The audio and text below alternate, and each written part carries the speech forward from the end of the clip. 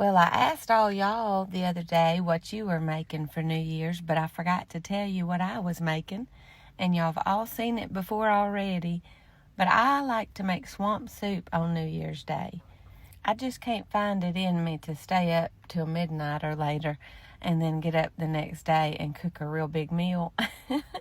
And swamp soup has everything in it that you're supposed to have on New Year's, including the pork, the black-eyed peas, the collard greens, and then you always eat it with cornbread. So it's just the perfect New Year's Day meal to me. Plus, yesterday Caden was at Shane's and Hannah wasn't home, so although I had some friends over, I just didn't have a whole lot of people who I was feeding. So even though I've already showed y'all this recipe before, I'll just show you again since I was making it.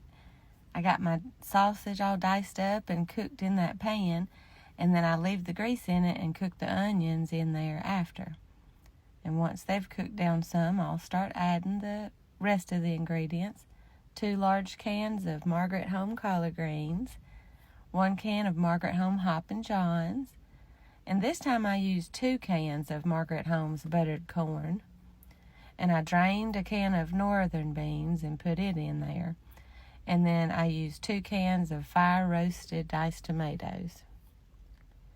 Put all that in and don't taste it yet. It won't taste good till after it has had time to simmer.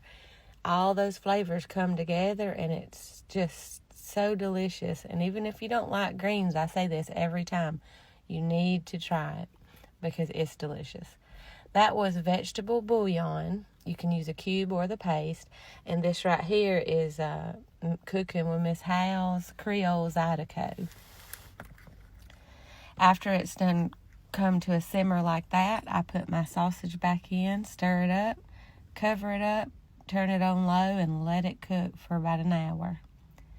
And then I make my cornbread. That's White Lily self-rising cornmeal mix, a little bit of oil, 2 eggs, and some buttermilk.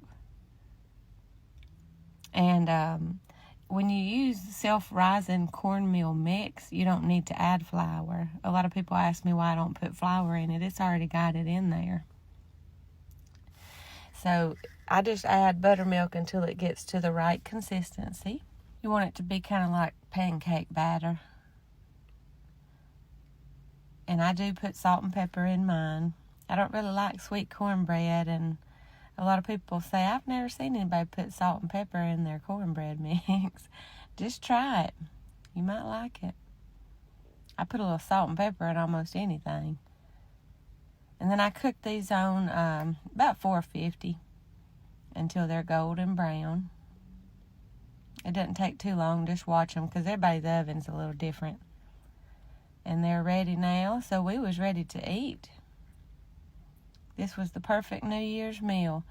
And we just sat on the back porch resting and hanging out with each other, listening to music yesterday. It was perfect. I'm fixing to give you a little sneak peek at our afternoon.